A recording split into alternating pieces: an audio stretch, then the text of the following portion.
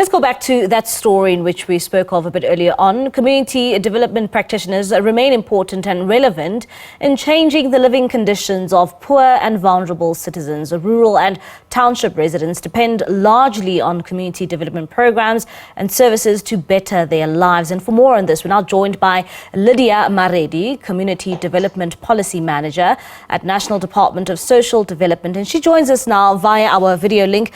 Lydia, thank you so much for joining us this evening here in SABC News. Perhaps tell us more about this community development practitioners and what the aim is, especially in our communities. Thank you, and thank you for the opportunity. Community development practitioners are based in the communities across the country, in all the 9 provinces, in all the districts, and in all the local municipalities. So they are spread across the country like that.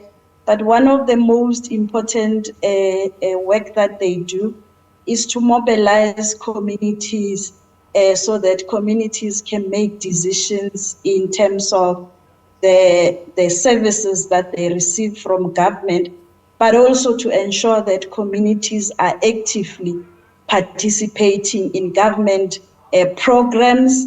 They know what is happening in their communities, and they are the best suited who can make decisions in terms of what development priorities are important for them.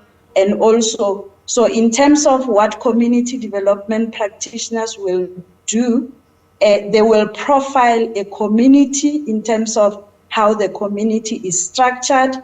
So they will have a profiling in terms of the facilities that are in the community, the community members that are there, women, persons with disabilities, youth, the structures that are in the community, and so on and so forth. But also in terms of interventions, they will develop what we call community-based plan. And in the community-based plan, that's where they bring the community together, and the community will then prioritize their developmental needs. And that community development plan will then feed into what we know as the integrated development plan, the IDP of municipalities. So that is largely what CDPs are doing. We commonly know them as CDPs for short. And then they will then start doing the interventions. The interventions can be around youth development, where they do skills development. They also do socio-economic interventions. And then we also have a program where they are linking the social grant beneficiaries to sustainable livelihood opportunities. So those are some of the programs that our community development practitioners are doing. But on an immediate intervention, some of the immediate interventions that they do, we have a program with the Department of Agriculture and other stakeholders. We call it a food security program, where we have centers in the communities, call them community nutrition and development centers. So they are providing food. So in terms of the profiling that I spoke about, they will profile vulnerable and poor communities who need immediate intervention of food, and they will provide those food through the centers that I've spoken about. Call them community nutrition and development center.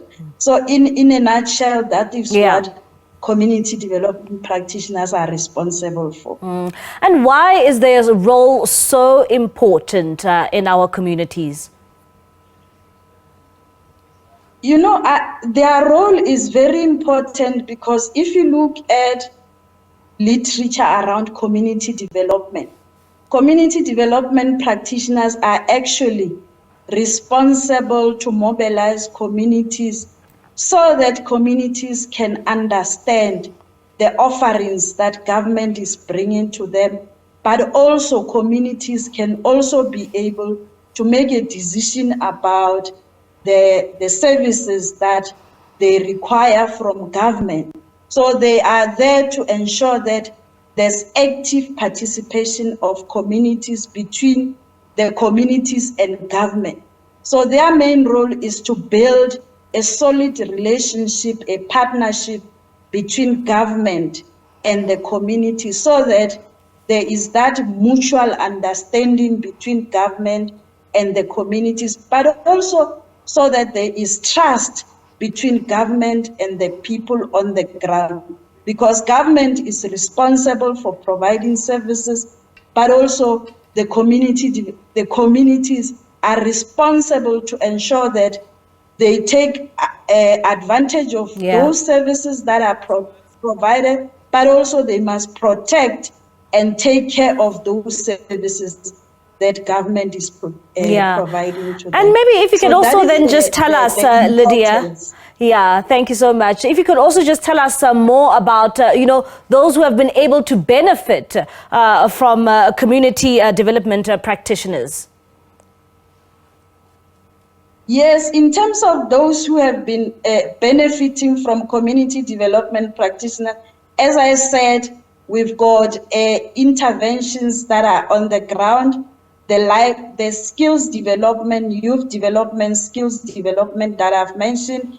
Young people are being skilled, and there's mentoring programs that we do in the communities where we empower young people to be able to do their own businesses in terms of entrepreneurship, but also in terms of establishing youth forums. So those are some of the interventions that we are doing on the ground. But also young people are empowered to be able to be facilitators of development themselves in their own communities, where they become champions of development. They establish youth forums where they come together. Some of them will do interventions such as youth cafes. Yeah. We've got youth cafes in some of the provinces, but also in other provinces, we've got youth entrepreneurship interventions that are in the community. So those are some of the interventions.